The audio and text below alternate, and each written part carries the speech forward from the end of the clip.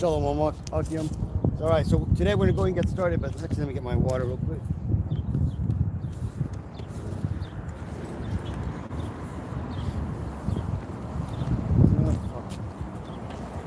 Mine. So, all right, so like I was saying, Shalom, water for joining today. So, in today's lesson, we're going to talk about how the Bible is for everybody in the world, okay?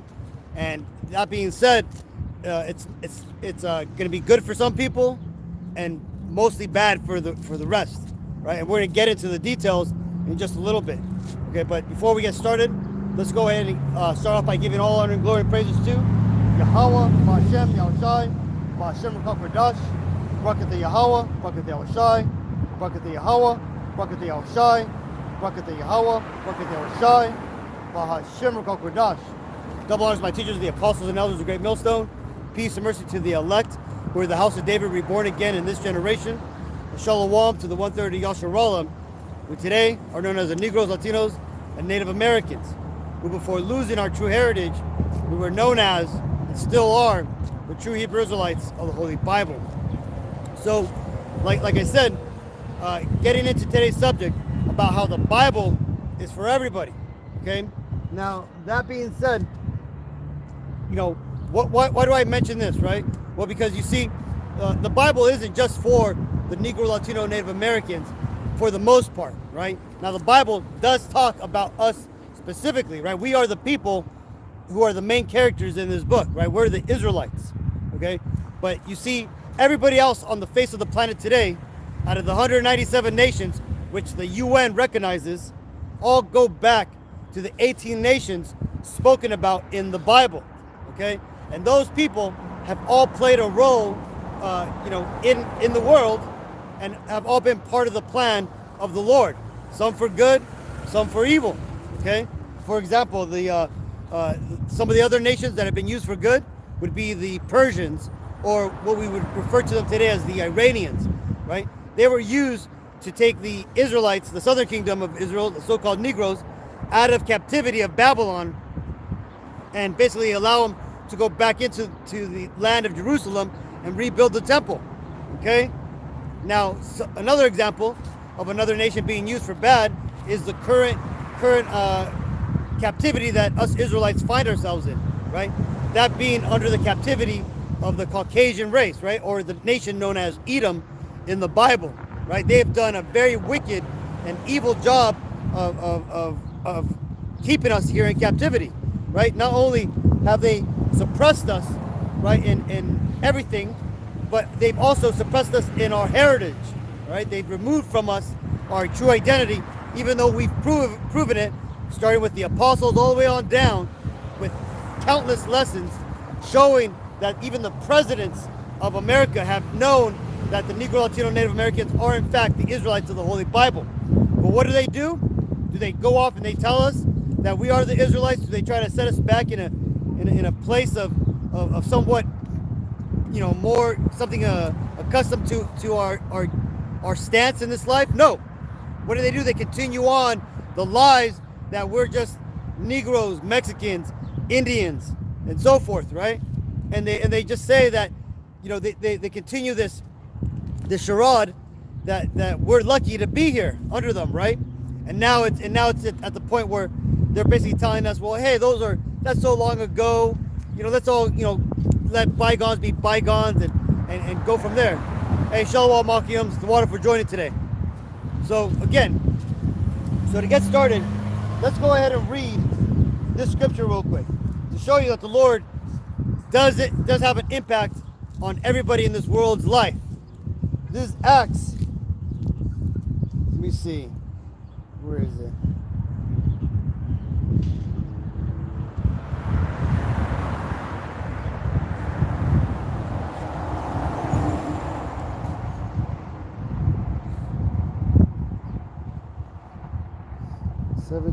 And it's lucky. I've got to find it. I was reading through this earlier today. Here it goes. I think it's this part.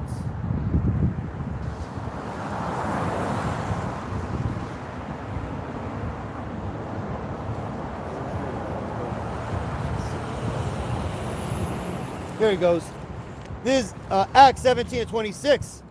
And hath made of one blood all nations of men, for to dwell on all the face of the earth, and hath determined the times before appointed, and the bounds of their habitations. Okay, now that's a little bit vague, right? But let me break that down. When it says there, and hath made of one blood all nations of men, what does that mean? That means that all the 18 nations, or all the 197 nations that exist today on the earth, they all go back to one man. That man being Noah, right? And from Noah comes his three sons, Japheth, Shem, and Ham.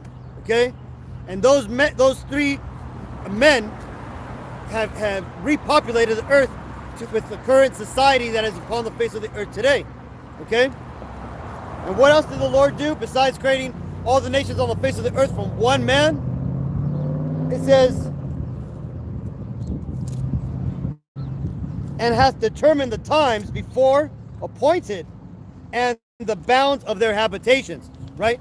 So the Lord, before even creating all these other nations that exist today, he created a plan that every one of these nations, every one of these people, these groups of people, would have their own habitations, their own lands, their own kingdoms, their own empires, and he would set the bounds of those nations.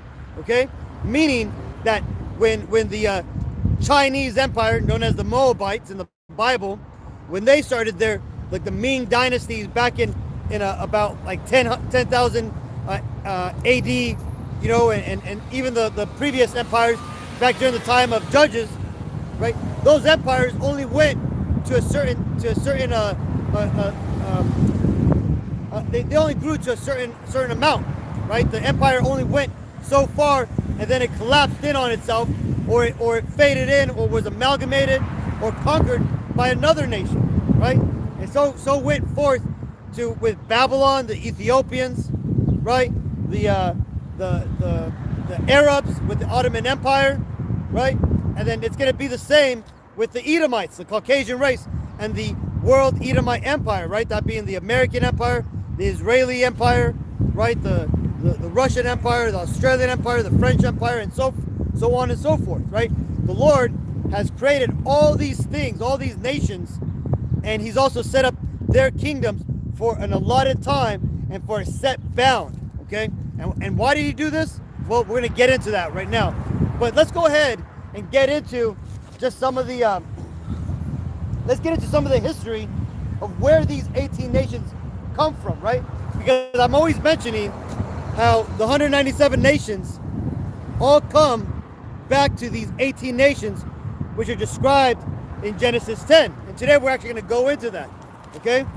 Because right now the world is going through a transition which happened in Genesis, I believe 13. Is it Genesis 13? No, I'm sorry, Genesis 11. Where the world at that time, about 200 years after the great flood of Noah, when all the nations that existed during that time, which were these 13 nations, when they decided to come together as one and create the new world or the one world order back in those times, right? They tried to build the Tower of Babel, which really was just a Nimrod and his empire trying to work with witchcraft and sorcery to ultimately become gods themselves, right? Well, fast forward to modern times. You got the modern day Babylonians, the Edomites, the Caucasian race. What they're doing is they're trying to achieve godhood, right? You got devils like that Israeli Noah Harari, right? That alphabet guy, right? Talking about they don't need God anymore. They can make God as angry as they want because they have the ability to make their own water, their own energy.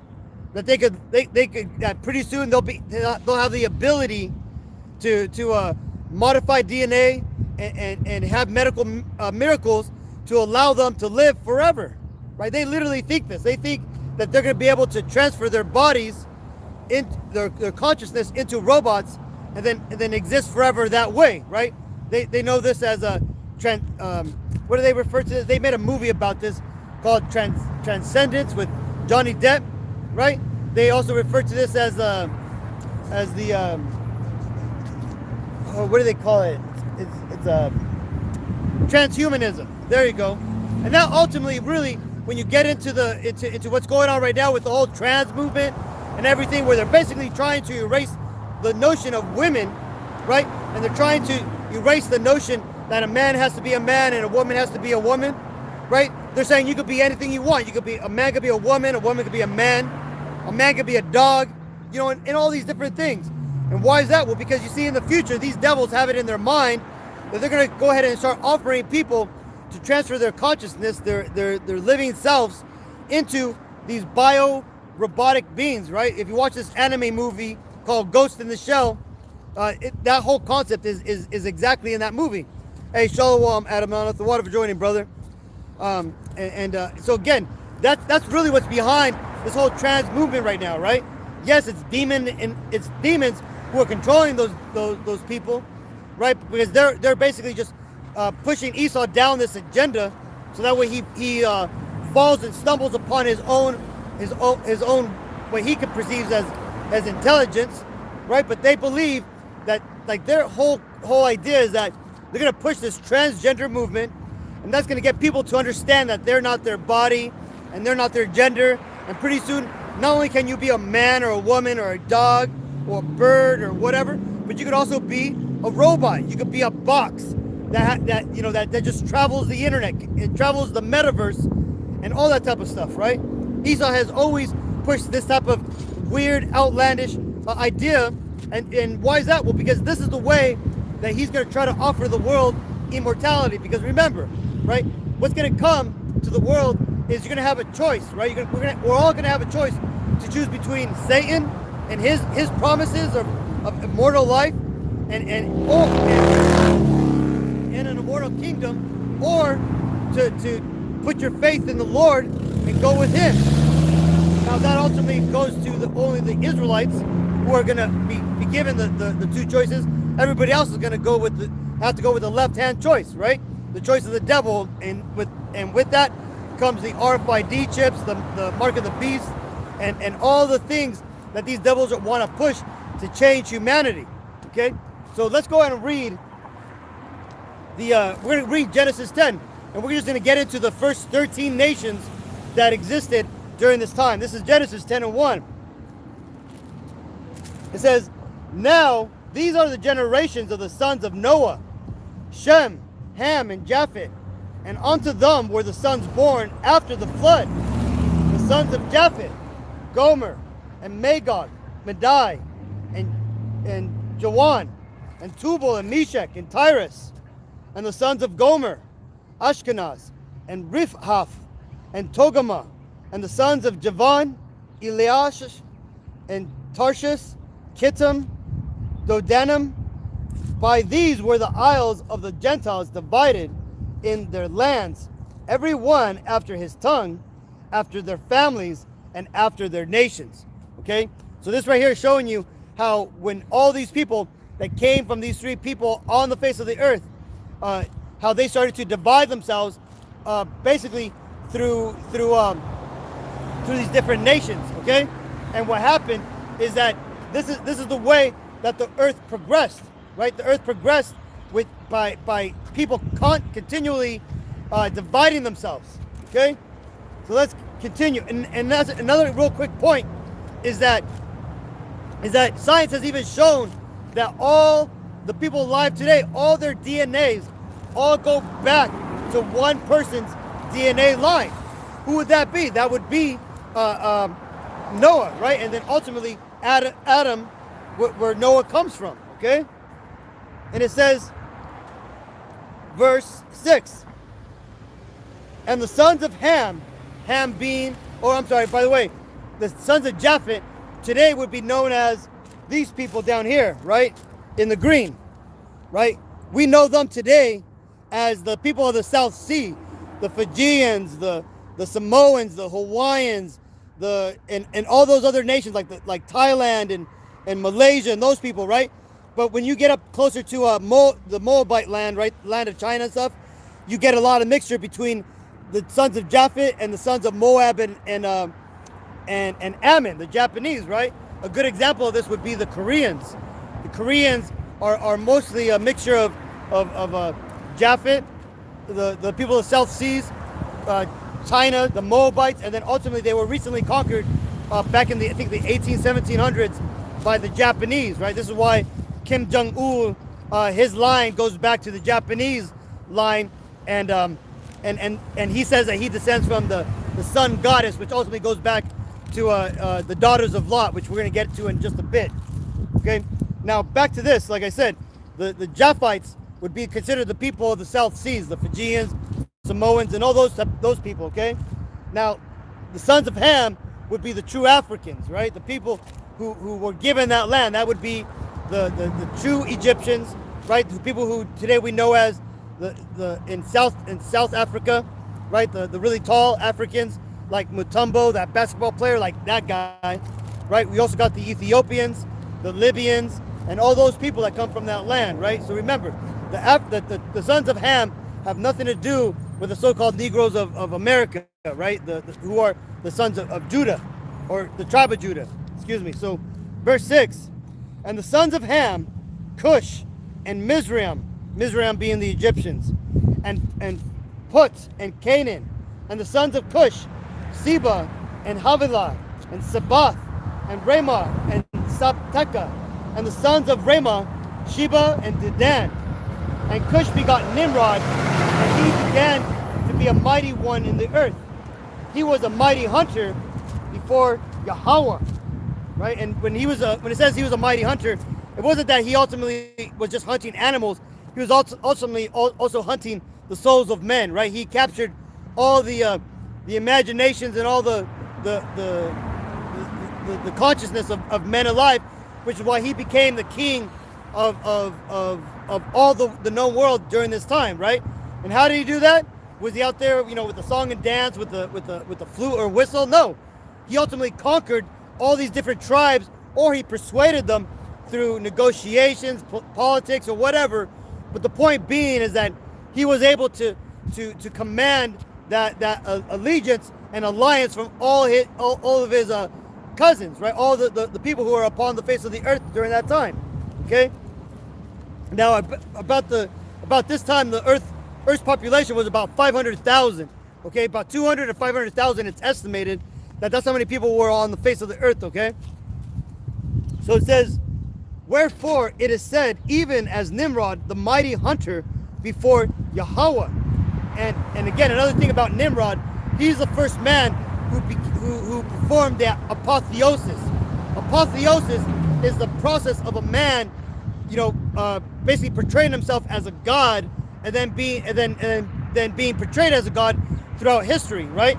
This is why all pagan religions all go back to worshiping of Baal, or ultimately it goes back to Nimrod. And why is that? Because he's the oldest, he's the first one to go forward and bring forth that idolatry worship on the face of the earth, okay, after the flood, okay? And this is and he himself took on the images and the idolatry ideas of these other nations, right? This is why the gods of Egypt was go back before Nimrod, before Adam and Eve even, right? Goes back to the Adamites. He took on those personas and said those were talking about him, but really they weren't. They were talking about the other rulers of the time before the Adam and Eve came onto the scene. Okay. Continuing, and the beginning of the kingdom was Babel, and Iraq, and Akkad, and Kalna, and the land of Shinar. Right, that right there is like modern day the Levant, right? Modern day Iraq and all that area, right? That's where the kingdoms first started to come up. Okay, the Fertile Crescent, as it's also referred to today. Verse 11, out of that land went forth Ashur and builded Nineveh. Nineveh today would be like modern, like northern Iraq, okay? That would be what Nineveh would be, okay? And it says, and Kala, and the same is a great city, and Mizraim begat Ludum, and Anamim, and Lahabim, and Naphithim, and Patharusim, and Kalushim, out of whom came the Philistine, and Kethurim, And Canaan begot Sidon, his firstborn, and Heath, and the Jebusites, and the Amorites, and the Girgasites, and the Hivites, and the Archites, and the Sunites, and the Arodites, and the Sumerites, and the Hamorites. And afterwards were the families of Canaan spread abroad. And the border of the Canaanites was from Sidon, as thou comest to Gerar, unto Gaza, as thou goest unto Sodom and Gomorrah, and Adamah and Zeboam, even unto Lasha. These are the sons of Ham, after their families and after their tongues, and in their countries and in their nations. Okay, so that right there shows you how Ham, who was the firstborn of Noah, and ultimately did receive a lot of the benefits of being the firstborn, right? This is why they also had the first big kingdoms, right? Because they were the ones that, I guess you could say, started first, right? They were seen as the greater of the people, right? They were the older ones, okay, right? And that being said, next comes like I said again, the reason I said that is to say this is why a lot of the idolatry, a lot of the wickedness, this comes from the line of Ham, right? Because they were the first ones to first flourish, but they were also the first ones to go off and start doing wickedness. Okay, they were the first homosexuals. They were the first idolaters. They were the first, basically Satan worshipers. Okay, the brother Judah Trasman brings out Revelations 2:9. I know thy works and tribulations and the poverty, but thou art rich. And I know the blasphemy of them that say they are the Jews and are not, but are the synagogue of Satan. Yeah, beautiful, right? Because again, just like you had the Hamites back in the day saying they were a holy people, they were a strong people, right? They weren't. The people that were ultimately the strong people back then were the children of Shem, through the line of Arphaxad and Eber all the way down, and they were the chosen ones, right? They were the true children of God, which is what they were referred to back then. And just like today, you have the false Babylonians, right, or the new Babylonians, claiming that they're the Israelites, right, the Jews, but we know that they're not the Jews. Who are the true Jews? The true Jews precisely would be the so-called Negroes, okay, because they come from the tribe of Judah, which is where the term Jew comes from. But when you get into it on a deeper level, the true Jews would be the Negro, Latino, Native Americans, the Israelites, okay? Now that being said, let's continue. This is verse 21. And unto Shem, also the father of all the children of Eber, the brother of Japheth, the elder, even to him were children born. The children of Shem, Elam, who are the East Indians, Ashur, who are the older Arabs, I guess you could call them, the people like in Syria, those area. Arphaxad, that would be us, the Hebrews, the Negro, Latino, Native Americans. And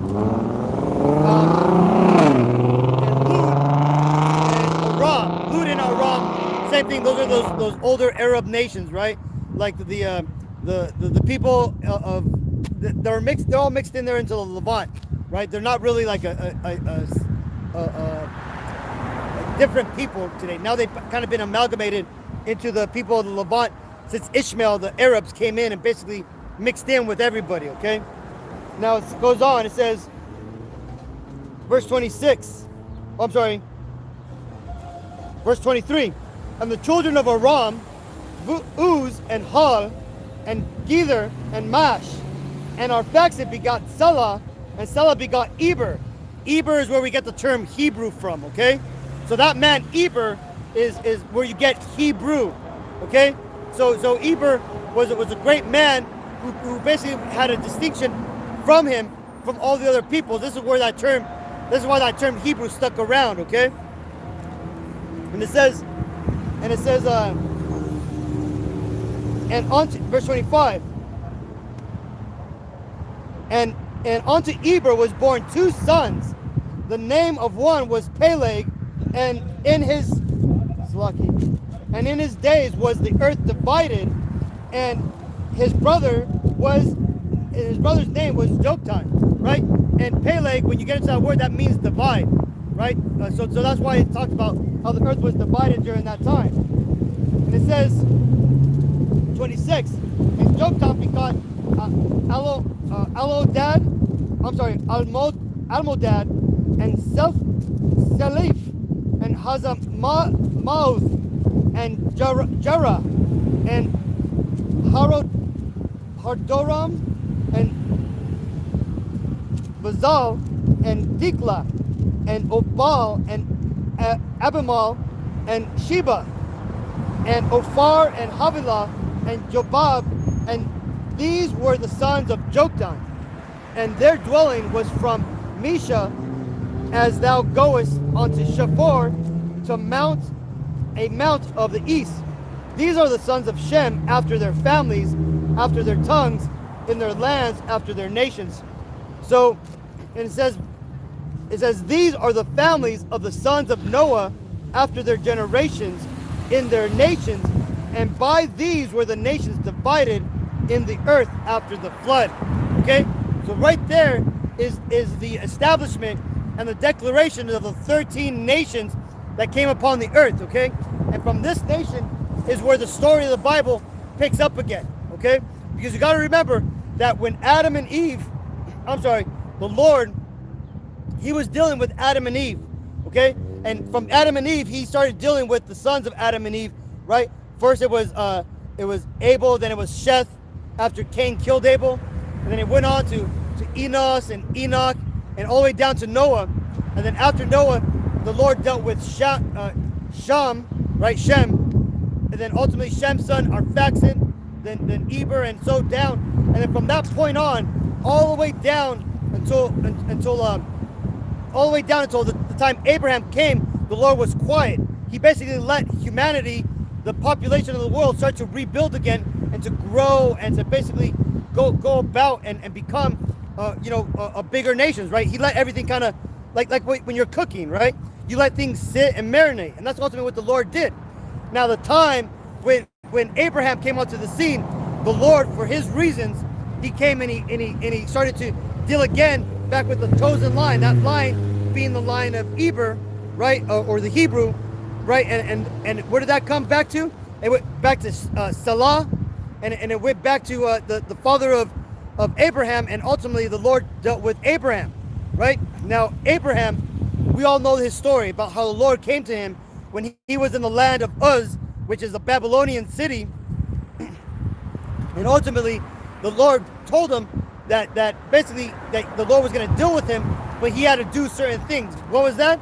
Well, he had to separate himself from his family, his father, and all the idol worshippers of Babylon, right, of Uz, which was the city of the Chaldeans, right? The Chaldeans being the worshippers. Hey, Shalom, Kano, water for joining today, brother. So, and then also, he also told them that Abraham had to have faith, right? And this faith that Abraham had was counted as righteousness onto Abraham because he had deep faith, right? And what did he have faith in? That the Lord would provide for him and all the people that he brought with him out of the land of Uz, right? And while he journeyed to the east, to what we know today as Israel, right? But was the land of Canaan during that time.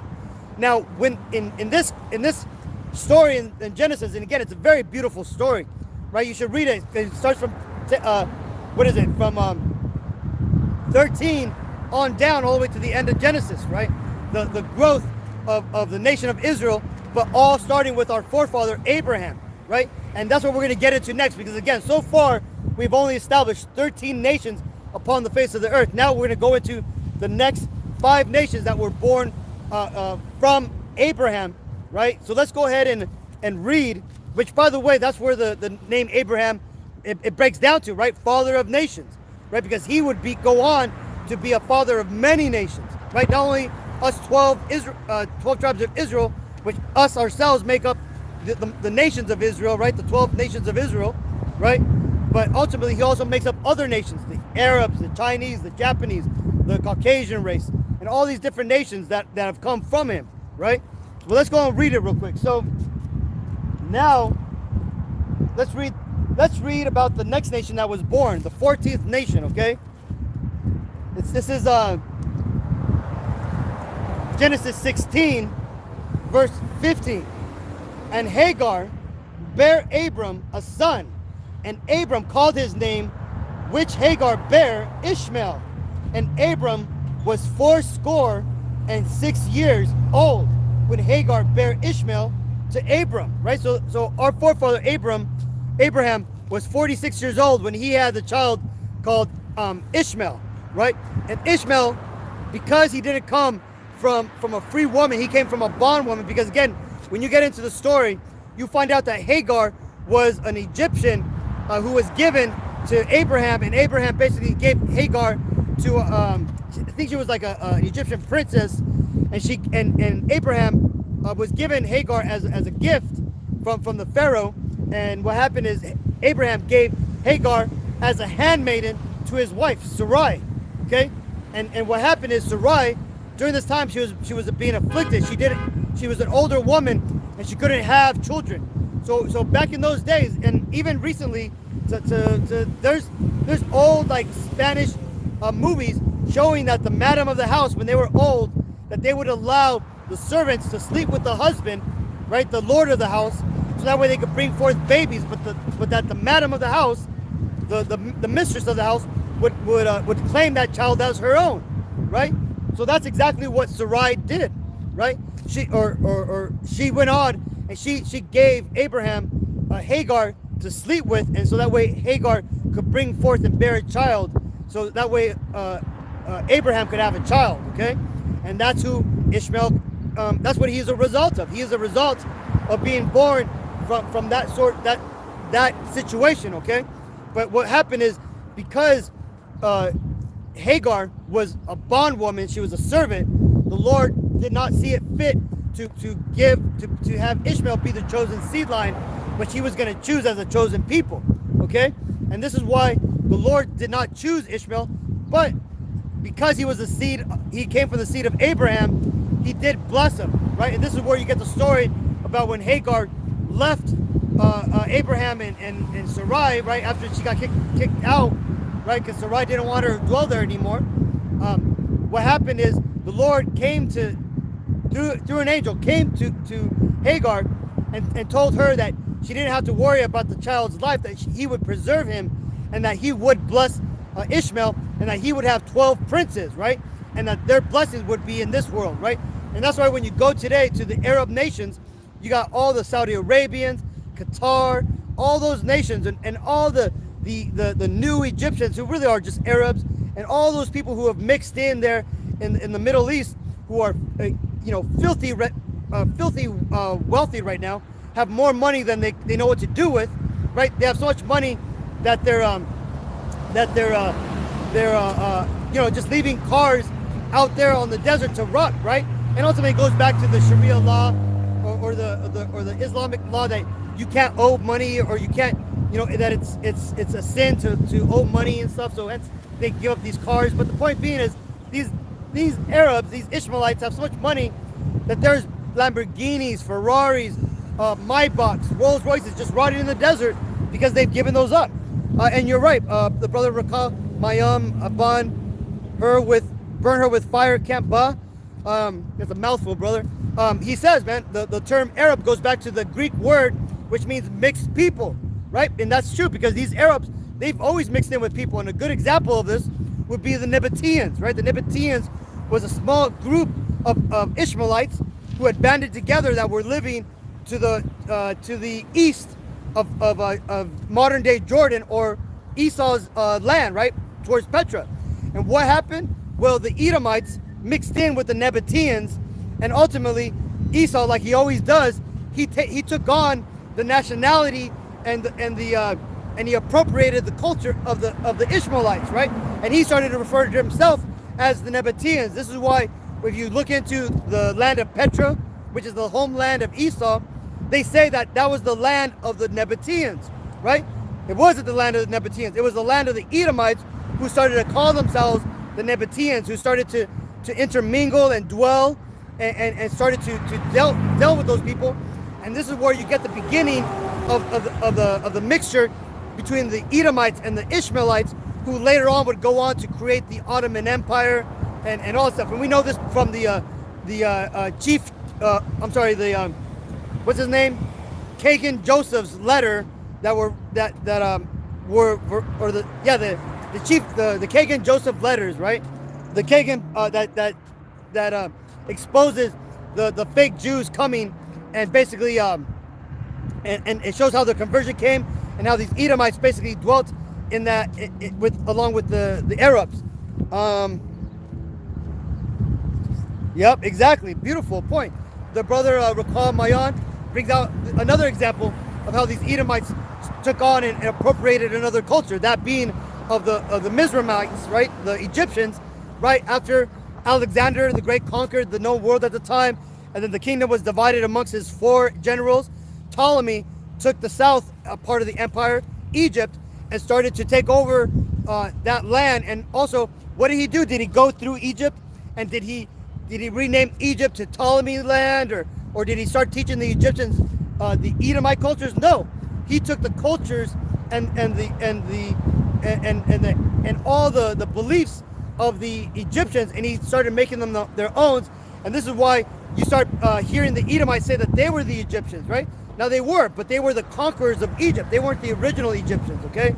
This is why Cleopatra, she was a so-called Jew, right? She would be considered like a Jewish woman, right? Like those people in the lands of Israel today. That's what Cleopatra ultimately looked like, right? This is why the Edomite Romans, Caesar and Mark Antony got down with her, because they were the same people, okay? The brother Judah Transland brings out Micah 2:2, and they covet fields and take them by violence, and houses and take them away. So they oppress a man and his house, even a man in his heritage. Beautiful, right? So right there, that just shows you, man. See, this is the beauty of these scriptures, right? All these things are starting to come out about these Edomites, right? And this is where the Spirit's going. But I'm going to go ahead and bring it back, reel it in again, so we can stick to the talking about the nations and where they come from. So again, like I said, now that we understand where the 14th nation comes from, that being the Arabs, right, the descendants of Ishmael, right, they were rejected, but they were given a blessing in this world, which is why they're extravagantly rich to this day, right? And this is why, when you consider who these Arabs are, really they're like our uncles, right? Because remember, Ishmael was Jacob's uncle, okay? So his children, his descendants, they see us, and they ultimately, just like Esau, they're coming after our blessings. They want the blessings of the Negro, Latino, Native Americans. This is why they follow Islam, and they do all the rituals that, for the most part, we should be keeping, right? With our women's heads being covered, being pious, not eating certain foods, though they eat shrimp, which is still an abomination. They're trying to keep the laws the best they can, because they believe that if they can keep the laws, that the Lord will choose them instead of us, who are defiling ourselves and going off, right? Yeah, exactly. They believe that they're the real people, because it also goes back to the Hasmonean dynasty with Jonathan Hyrcanus forcibly converting them.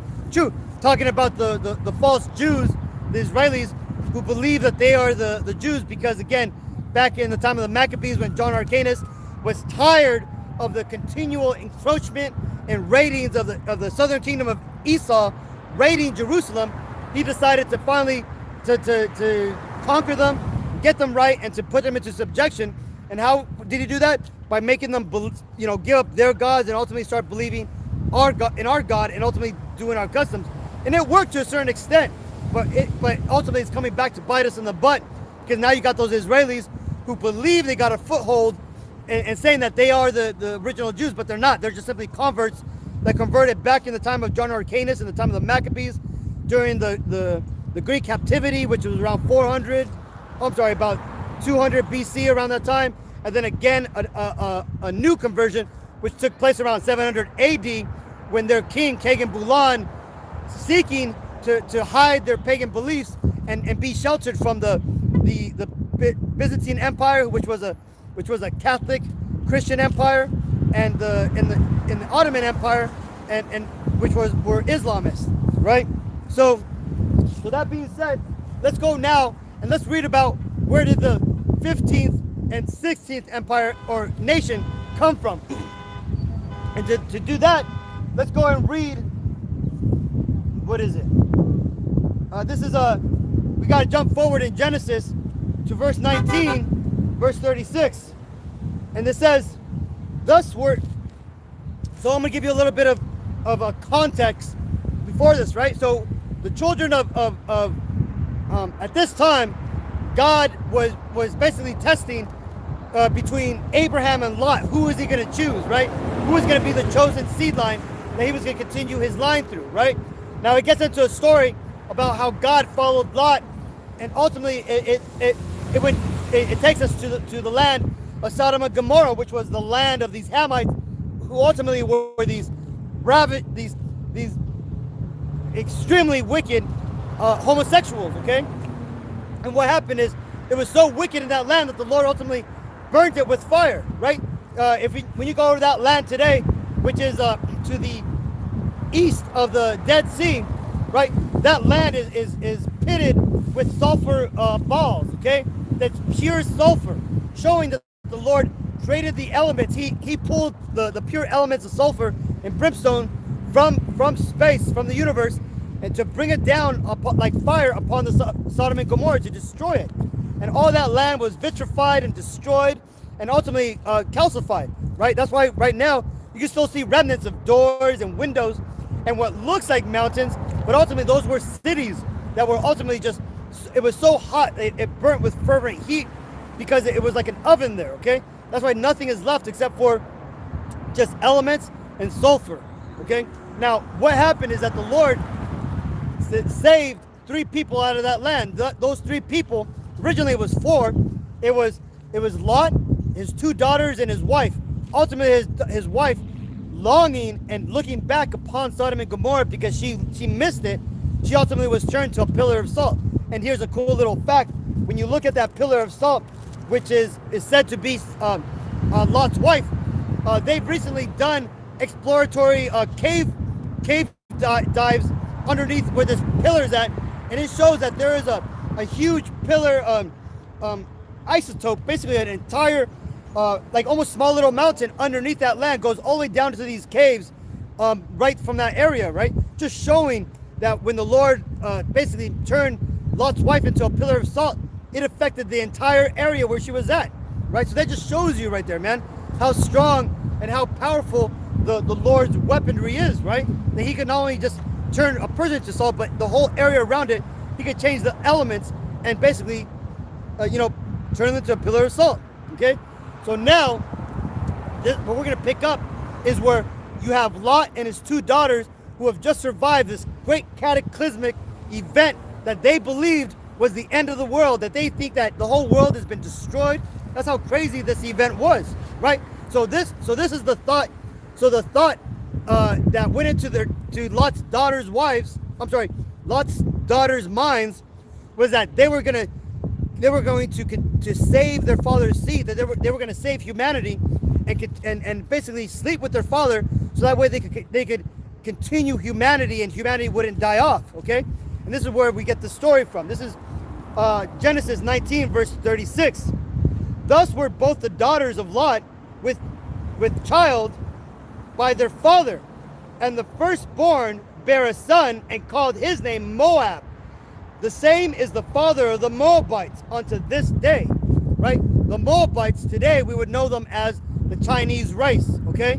If you go back, and there isn't that many historic records, because the Chinese, during the Mao Zedong's communist revolution, they burnt so many of their historic records that not too many records exist, but you can still find that the matriarch, right, the woman leadership that the Chinese people come from, she's a woman, okay, or a woman goddess, okay? That would be the daughter of Lot, the elder, okay? Now continuing, 38. And the younger, she also bare a son and called his name Ben-Ami. And the same is the father of the children of Ammon unto this day, right? And so Ammon would be the Japanese people, okay? This is why the same thing, when you get into the Japanese historic culture, they descend from the sun, which they say is a woman, right? A woman goddess, right? Who is that? Well, that's the younger daughter of Lot, okay? And from these two people, the Moabites and the Ammonites, they've taken over a lot of that land there, right? And so this goes into so they cover the Koreans, the Mongolians, and all these different people that are in that land that have a mixture of Moabites and Ammonites in them, right? This is where we start increasing the nations of people from 18 nations to 197 nations, okay? So, but again, remember, they're really, in the Lord's eyes, there's only 18 nations upon the face of the earth. So the Lord doesn't make a distinction, and there's no such thing as mixed people, right? You are what your father is. So again, if your father's lineage was to go back to a Moabite, a so-called Chinese, you are a Chinese. So again, like you have right now, these Moabites moving into Africa and sleeping with these African women, right? Those children, though they may come out really dark skin and looking like possibly like so-called Negroes or Africans, they're Chinese, right? They're Moabites, okay? So the same thing goes with the Israelites and the Edomites and all the nations. This is why, again, we say that the 197 nations, though the world of this time likes to create their own segregations and their own categorizations of the people, the Lord doesn't do that, right? And why is that? Because ultimately the Lord's narrative is a true narrative of the world, and this is why the Lord is doing bringing out his word now because of this. This is Isaiah 25:7.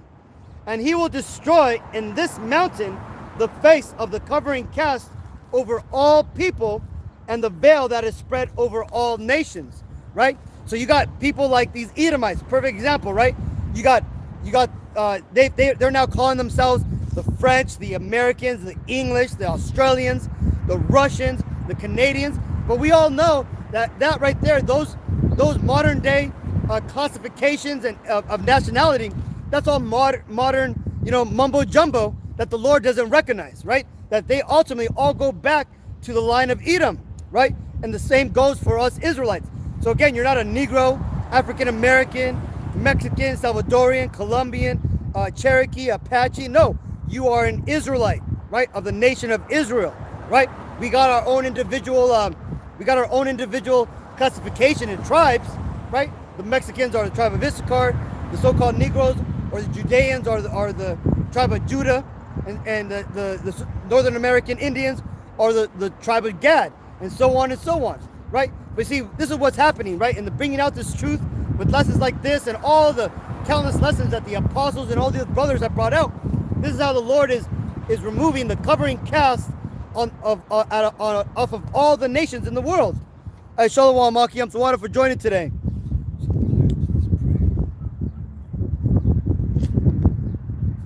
I always pray for all the elect, right? So hey, you just keep praying and you keep asking the Lord to help you, and you'll be good, brother. You'll be good.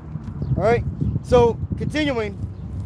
So now that we know where the 15th and 16th nations come from, now let's go on to the last two nations to come into the face of the earth, right? At least in the biblical sense, okay? That would be yours truly, right? The Israelites and the Edomites, okay? So let's go. So to get to that, we got to go to let's see, we got to go to Genesis 25 and 25, right? And like I said, this is where the main characters of the Bible really come into, right? The nation of Esau and the nation of, or should I say the nation of Edom and the nation of Israel come into the picture, okay? And at this point is the point where the Lord ultimately starts to deal with the children of Israel, okay? So that being said, let's go and read it real quick. This is Genesis 25 and 25. Actually, I'm going to start off at 20, right? Because that's where the main characters, might as well read a lot more context. This is Genesis 25 and 20. And Isaac was 40 years old when he took Rebekah to wife, the daughter of Bethuel, the Syrian, of Padan Aram, the sister of Laban, the Syrian. And Isaac entreated Yahawah for his wife, because she was barren, and Yahawah was entreated of him. And Rebekah his wife conceived. And the children struggled together within her, and she said, if it be so, why am I thus? And she went to inquire of Yahawah, and Yahawah said unto her, 2 nations are in thy womb, and 2 manner of people shall be separated from thy bowels. And the one people shall be stronger than the other people, and the elder shall serve the younger. And when her days to be delivered were fulfilled, behold, there were twins in her womb. Right? So check that out. So remember, back in this days, there was no such thing as sonograms. There was no such thing as hospitals and those type of things. So she didn't know that she had 2 babies, right? All she knew that there was tons of movement and there was so much pain, and she was going through all these cramps. And why was that? Well, because as the Lord had prophesied, right, that there was 2 children in her Bible, and to the greater prophecy that these 2 children will bring forth 2 nations of 2 manner of people, 2 people or 2 nations that would be totally different, right? Hence the Caucasian race and the Israelite race, right? We're very different people, right? One nation is very, has no spirit.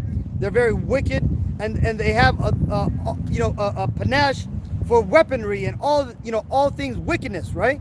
And the other nation, the Israelites, we have a certain flair to us. We have a certain kindness and innovation, just that's naturally in us, right? We're a beautiful people with beautiful customs and spirits, okay?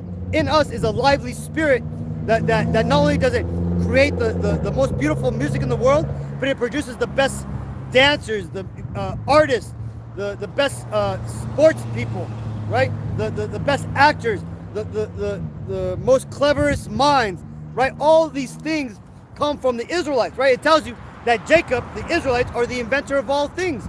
And when you get down, beautiful, exactly. We're the salt of the earth. We're the flavor that makes the earth go round, okay? We're those people, okay? So now that you understand that the last 2 nations are the nations of Edom and the nation of Israel, now you understand why the Lord says that we were the youngest of all nations, right? And ultimately why the Lord stopped counting after us, right? Why is that? Because after you've lost something and you're searching for something, you don't continue to search for it once you've found it, okay? So we're that final perfected seed line that the Lord chose. And let's go and read that real quick. That's always a good scripture to get into. Deuteronomy 7 and 6. Deuteronomy 7 and 6. For thou art a holy people unto Yahawah B'Shem Yahawashi thy power. Yahawah thy power hath chosen thee to be a special people unto himself above all people that are upon the face of the earth. Yahawah did not set his love upon you, nor choose you, because ye were more in number than any people, for ye were the fewest of all people.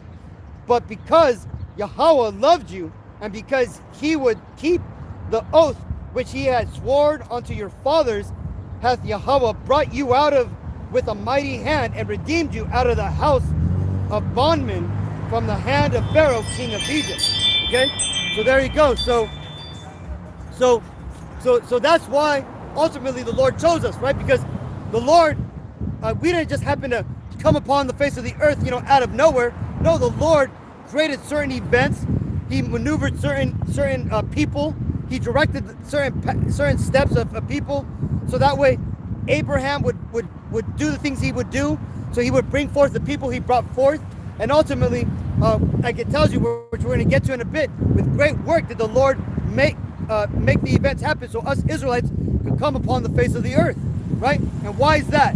Because when you get into the Bible, which is something that these churches do not want to teach you, right? Because they've even made the modern terminology and the modern narrative of the world, they've turned the notion of race into a taboo subject, right? You can't talk about race, or else you're considered a racist. It's a bad thing. But the thing is that the Lord chose a particular one race.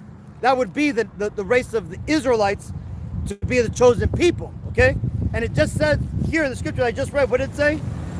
It says, And God has chosen thee to be a special people to himself above all people that are upon the face of the earth. Now that could easily say above all races that are on the face of the earth, okay? So now you understand, you know, that now that we've established that there's 18 nations and where the Bible declares them at, now you understand why the last nation, the smallest nation, was considered the best nation, the nation of God that God chose, right? Because it was through his works that he brought forth us, the Israelites, right? Now continuing, let's go ahead and get this. This is because that's one thing that a lot of these foolish Christians and all these other people of religion understanding like to say, well, God loves everybody. God created everybody. Everybody comes from Adam. So how can the Lord love only certain people and not all these other people, right? But then you stump them with questions like, well, did the Lord love the Egyptians when he destroyed them, right? And all these different questions, right? And then they get stumped, right? And why is that? Well, because their churches didn't tell them the truth. They didn't tell them that part, right? But let's go ahead and read what the Lord did as far as when all the nations were established. What did he do to the nations in regards to the nation of Israel? Well, it tells you this. This is Deuteronomy 32:8. When the Most High divided to the nations their inheritance, when he separated the sons of Adam, who are the sons of Adam? That would be all of the 18 nations upon the face of the earth, right? The whole world, everybody upon the face of the earth today are the sons of Adam, right? But what did the Lord do? He divided the nations, right? And he gave every nation their own inheritance. The Arabs, he gave them that land over there that they're dwelling in now, and he gave them the blessings that they're currently, benefiting from today. The Edomites, the Caucasian race, he gave them the current world status quo that we are living through right now. And he gave them the blessings that they have currently, that they're living with, okay? And all the other nations of the world have all been given certain blessings and inheritances, okay? But the point being is that they have been divided. Why were they divided? Well, let's find out. He set the bounds of the people according to the number of the children of Israel, okay? Meaning that when the Lord divided the nations, gave them the inheritance, he only did it to a certain boundary, right? He only gave certain nations so much, so that way it wouldn't encroach upon the blessings of who? The children of Israel, okay? And why is that? Because the reason is because us Israelites, we're the important ones. We're the ones that the Lord is dealing with. Verse 9, for Yahawah portion is his people. Jacob is the lot of his inheritance, which means the Lord, out of all the 18 nations of the world, the Lord has only chosen one people to call his own to take. And why is that? Well, because you see, contrary to popular belief, when the Lord comes back, he's not going to come back for everybody in the world. He's only coming back for a particular group of people, that being the people known as the Israelites, the Negro, Latino, and Native Americans. And on top of that, he's only coming back for 1/3 of our people, meaning only 1 out of every 3 Negro, Latino, Native Americans are going to actually make it to the next round of civilization, okay? The world is going to destroy the current civilization upon the face of the earth today by killing off 1/3 of all humanity, and then the world is going to go through a great cataclysmic reset, right? We're going to experience World War III, we're going to experience the nuclear destruction, famines, civil war, martial law, all these devastating things that are going to happen are all going to take place. And the thing is that at the end of it, 1/3 of humanity is going to be killed off. That's going to be the sons of the devil, right? The Edomites, and a lot of other people are going to die, right? But the point being is that after these events, the world is going to be restarted again, and it's going to be restarted in a righteous, beautiful, and high tech and high resources way, right? The world is going to be basically heaven upon earth, right? And what's going to happen is that the Israelites, the Negro, Latino, Native Americans, we're going to be put in a place of power, right? No more are we going to be the workers of the world. No more are we going to be the downtrodden or have any nations over us. We're going to be the head, and the other nations that survive are going to be the tail. Okay, and we're going to continue to get into this so that way, you understand this to a better degree. Okay, so now that we understand that the Lord divided the nations, let's go ahead and get this.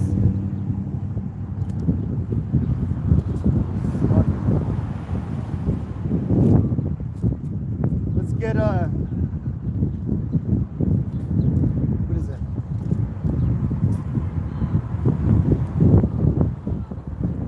Because one thing is that though I said that the Lord is dealing only with the nation of Israel, that doesn't mean that these other nations, the Arabs, the Chinese, the Japanese, the Caucasians, the true Africans, and the Armenians, the Arabs, it doesn't mean that they're all being autonomous and doing their own things and having their own gods, and that the Bible doesn't pertain to them. No, it pertains to everybody on this planet, regardless if they have their own gods, regardless if they don't believe in this Bible.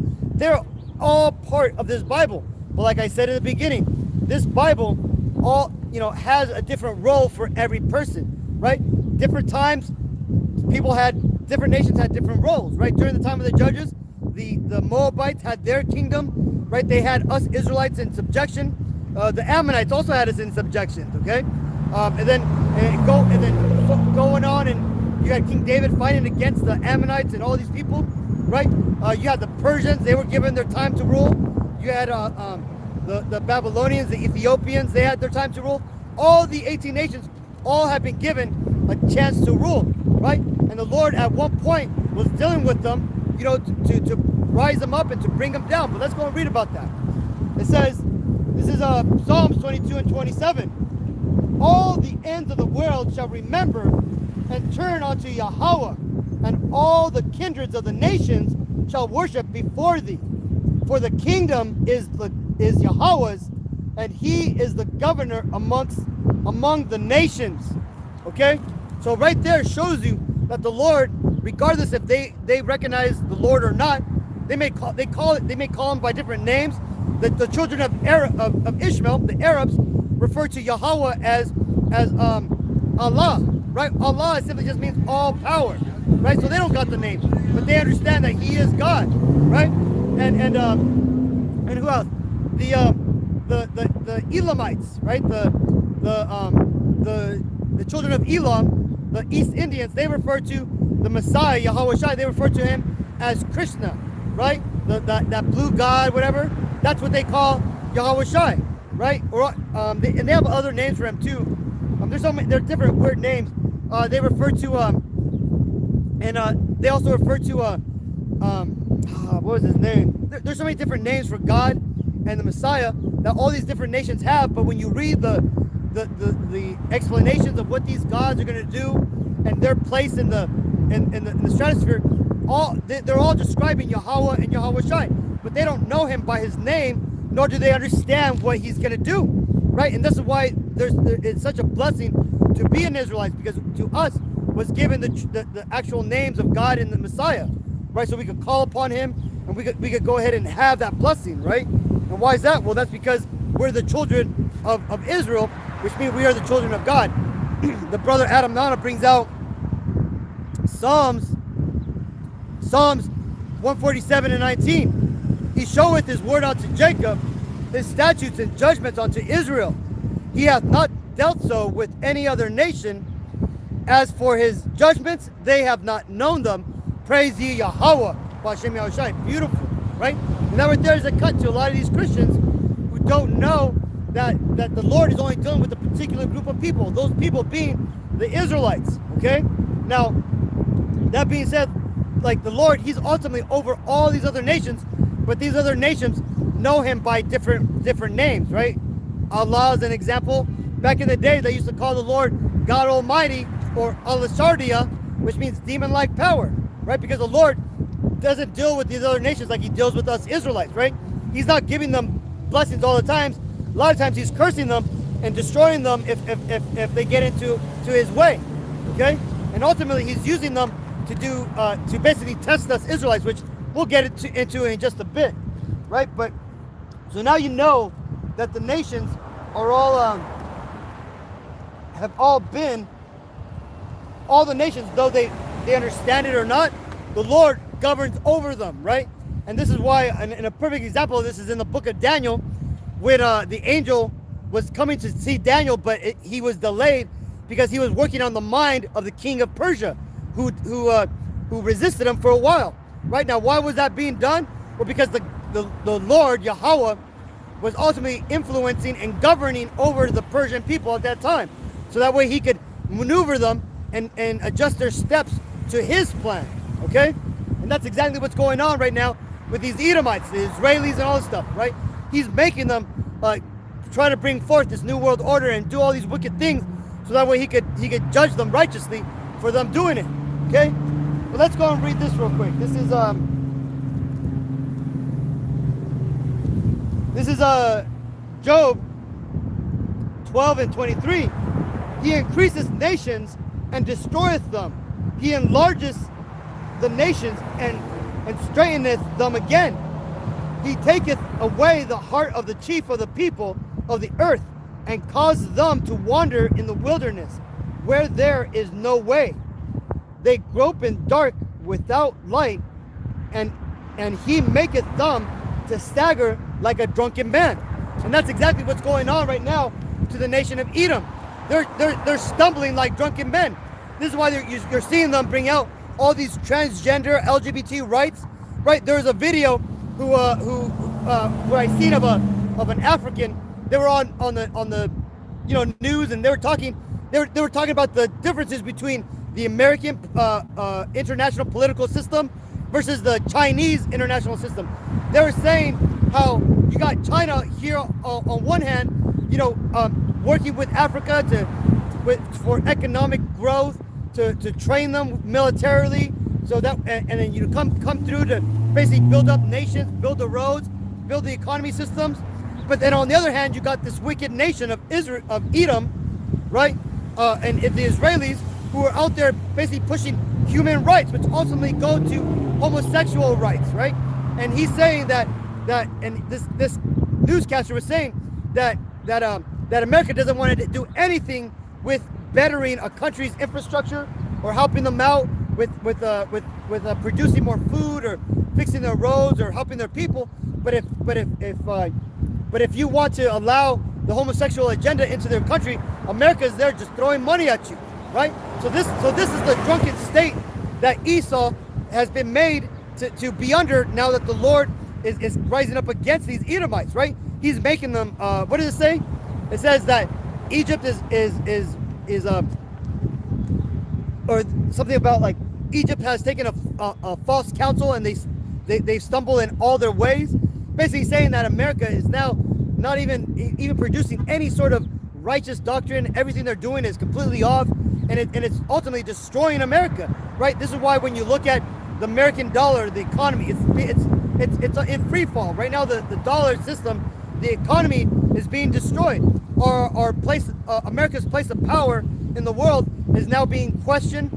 It no longer is considered a moral leader of the world, and now everybody's starting to stand up against it, fulfilling the prophecy saying, "Let the weak say we are strong," meaning all these other nations are now starting to stand up and become more powerful nations, and now they're starting to go against these Edomites, the current rulers of the world. And why is that? Well, because the Lord, what does it say? He increases nations and destroyeth them. And right now the Lord is destroying or deconstructing the nation of America, which is why you're seeing all these horrible things going on, right? And this is why the Lord is also having mercy and bringing forth his angels, his messengers, the prophets, right, to warn the Negro, Latino, Native Americans that you got to get right and you got to come out of the ways of America and you got to get right with the Lord and understand who we truly are. Because what's going to happen is that if you continue to stay stuck in this American ways, get stuck in this ways of Babylon, you're going to be destroyed along with the Babylonians, okay? So next, let's go and get this real quick. This is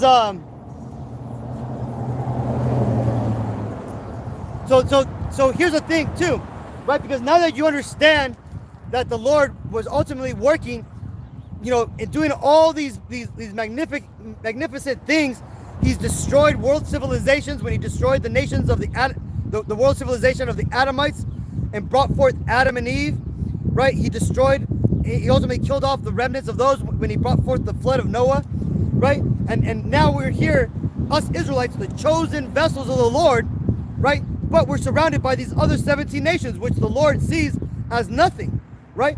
Why does the Lord not get rid of them? Why did the Lord not destroy these other nations like he did with the, as he did with the other nations who are who were destroyed during the flood, right? Or when he took down the Adamites? Well, it tells you right here in Judges, right? Why the Lord left these other 17 nations flourish, why he brought them up, why he built them up and brought them down, and why he put us under subjection of all the other 17 nations on the face of the earth today.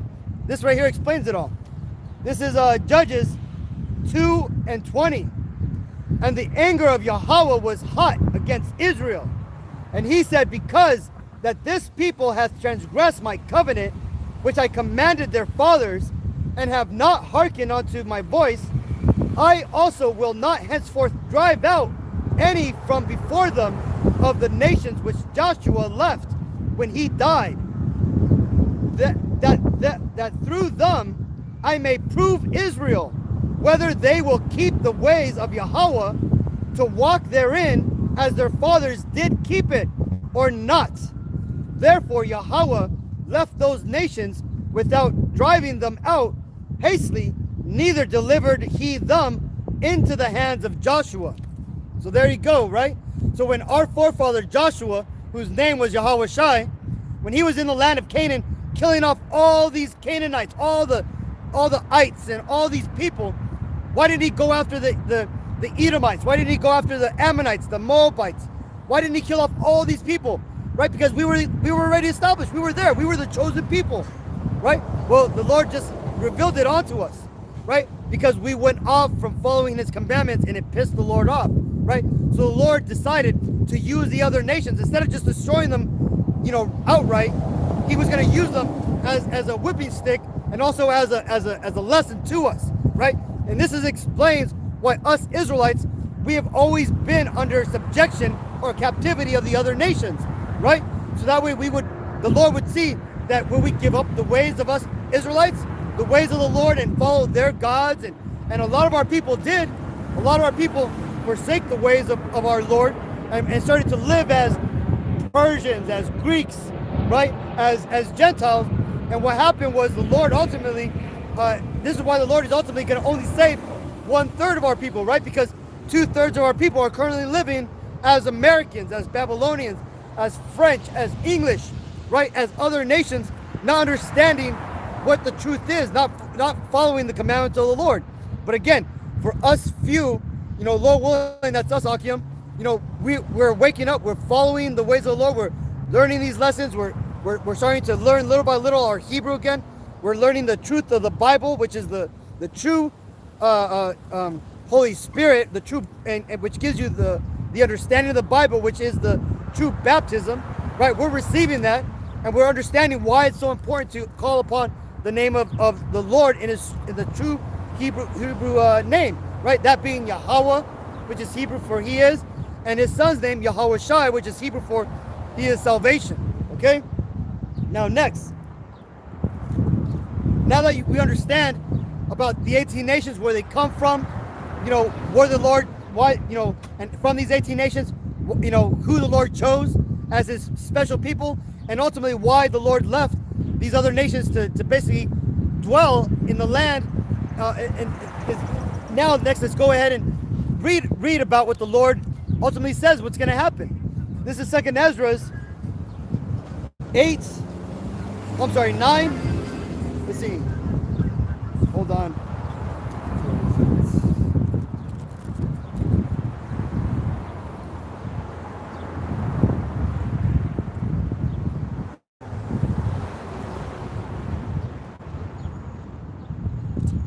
It's lucky I lost it.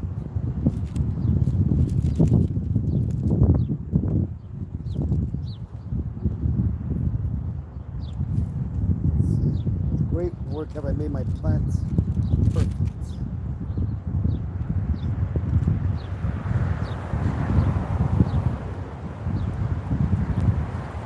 Here it is.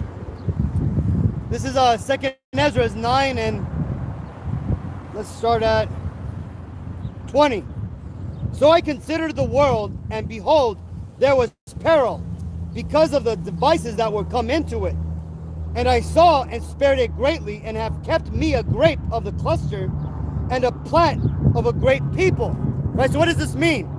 The Lord is here saying is that amongst all the craziness and all the stuff that is coming upon the face of the earth, which has come from the Israel, or from having all the nations here on the world, and having all the devices that have come into the world, from war to all these weird ass doctrines to all these things, the Lord, what he did, he ultimately, out of this cluster, which he refers to all the nations of the world, he ultimately chose one grape. That one grape is the nation of Israel. Okay, now it says, verse 22, let the multitude perish then which was born in vain, and let my grape be kept and my plant, for with great labor have I made it perfect. Right? So earlier when I was saying how the Lord did all these miraculous events, he put together all these things that had to play out right, so that way Abraham was who he was and he did what he did, so that way he could bring forth the people he brought forth, so ultimately Jacob could be born, and that way Jacob could bring forth his 12 sons. Right? These were all magnificent works that the Lord brought forth, right? And with great labor did this happen, right? And what happened with all, what were the fruits of this labor? It says, I have made it perfect, right? And what is it? That it is Israel, right? We have been made a perfect people, okay?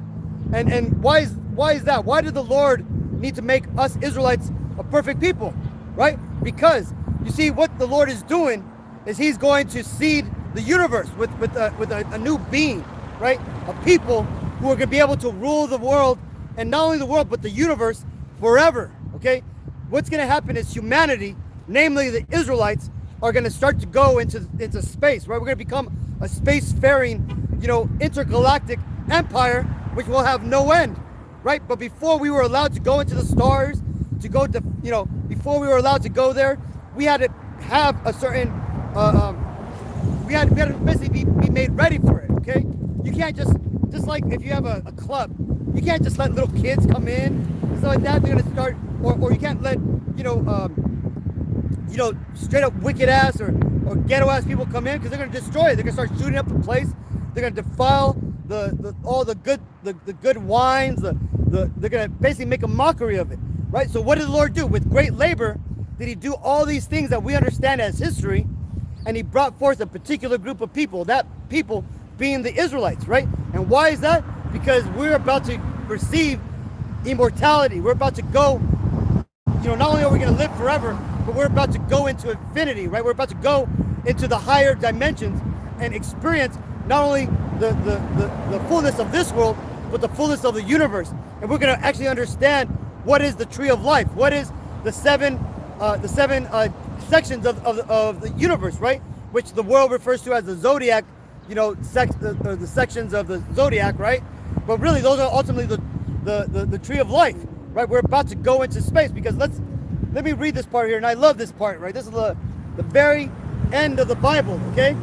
It tells you this. It says, actually, yeah, the very end of the Bible. It says,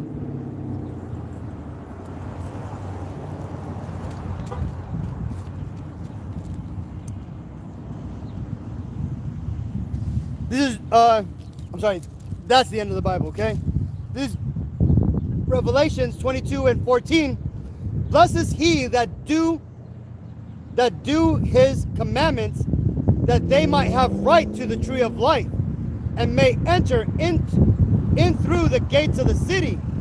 For without are dogs and sorcerers and whoremongers and murderers and idolaters and whosoever loveth and maketh a lie.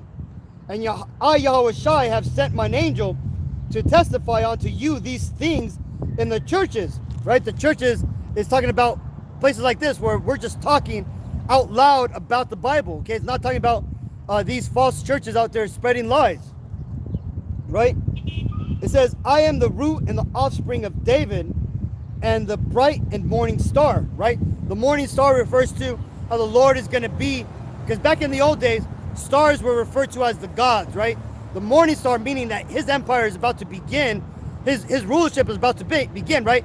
It's rising as in the morning, right? Where the devil, he's the evening star, right? He's about to go down, okay? It says, and what else?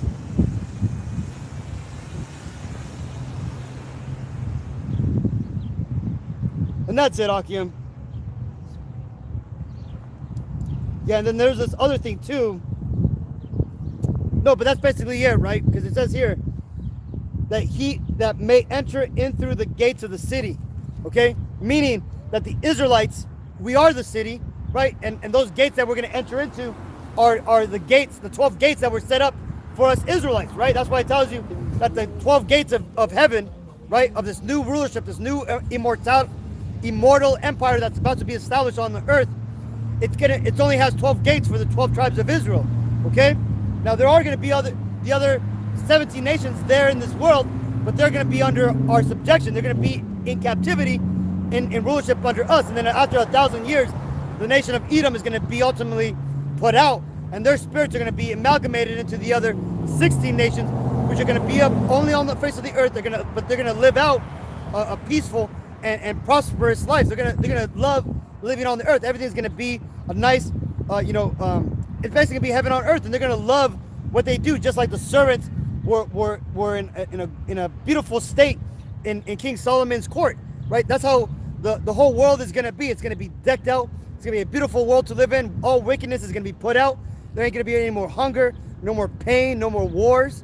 Everything's going to be beautiful, right? And how is that going to happen? Well, us Israelites, it's going to be our jobs to go around the world and basically make sure that everybody's following the ways of the Lord, the ways of the Bible. And if they don't do so, then they're going to have to pay for it, right? And that's only going to be for a short time, because, what's going to happen is these nations, at first they're going to buck up. They're going to think that they're going to be able to rise up and fight against, but pretty soon people are going to want to follow us. People are going to want to live righteously, have families, and have this beautiful way of life, right? It tells you that our gates shall never be empty, shall never be closed, and they shall be open 24/7, right? And why is that? Well, that's because everybody's going to want to, be part of us. Everybody's going to want to deal with us, because we're going to be these gods upon earth. We're going to be those good masters, those good and they're going to be those good servants eventually, right? After they've been taught the ways of the Lord. Now, again, a lot of people out there are saying, like you got the Arabs, the children of Ishmael, thinking that they're going to take the seed of the chosen people, right?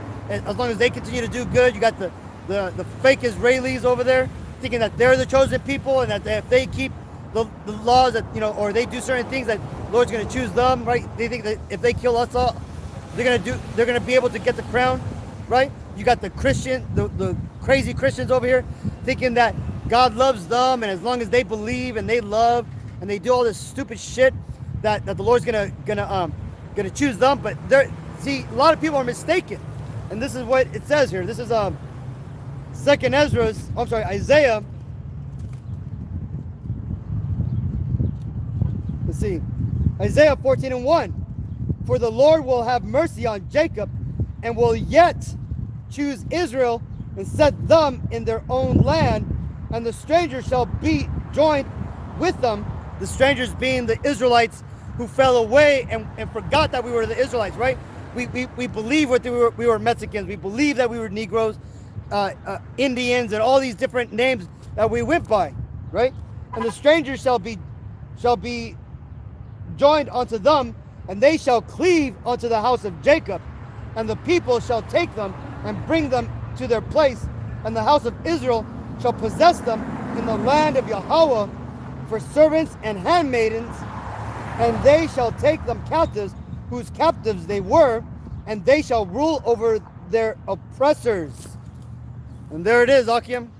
So now that we've established the 18 nations of the world, where they come from, where everybody came from, and ultimately who the Lord chose, and why the Lord continued to allow these other nations to exist, right? And what's going to ultimately happen, to these other nations. Now hopefully you've gotten it. So hopefully this video was edifying, Akim. The water for joining, brothers. the brother Adam Nana brings out 1 Peter's 2:9. But ye are a chosen generation, a royal priesthood, a holy nation, a peculiar people, that ye should show forth the praises of him who hath called you out of darkness into his marvelous light. Beautiful, right? Right? See, these are the prophecies that are literally coming together before our eyes, right?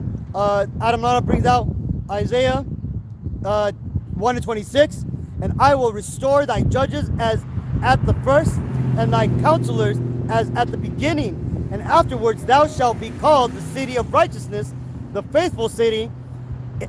Zion shall be redeemed with judgment, and her converts with righteousness. Right? Beautiful, right? And that's exactly what's happening now, right? Because though it may just seem to you that it's like the apostles out there are just some New Yorkers out there, or you got brothers like me and other people out here, we may just seem like regular Negro, Latino, Native Americans out here just reading a book. We're in fact those old judges and those old teachers who the Lord has brought back right through the loins of our Father, right? He put the spirits back into these vessels, and he brought us back today. And what did he do? He activated us like sleeper cells, and now we're here teaching you, Akim, our beloved brethren, right, to of what's coming and how to ultimately get right, so that way we can all benefit from the beautiful gift that the Lord has given to us Israelites. Okay, hey, Thawada, brother, for all the scriptures. Thawada to all you, Akim, for sharing and helping me out with that. So Yahawah B'Shem Ashai B'Shem Qadash, Atha to all you brothers, Thawada, and let's go ahead and give out all honor and glory and praises to Yahawah B'Shem Yahawashi B'Shem Qadash. Barak Yahawah, Barak Yahawashi, Barak Yahawah, Barak Yahawashi, Barak Yahawah, Barak Yahawashi, B'Shem Qadash. Right? So till the next time, Akim, Thawada for joining. Hopefully this video was edifying. Till the next time, I'll see you brothers next week and throughout the week with the lessons. All right? Shalom. Liked it? Cool, man. Cool.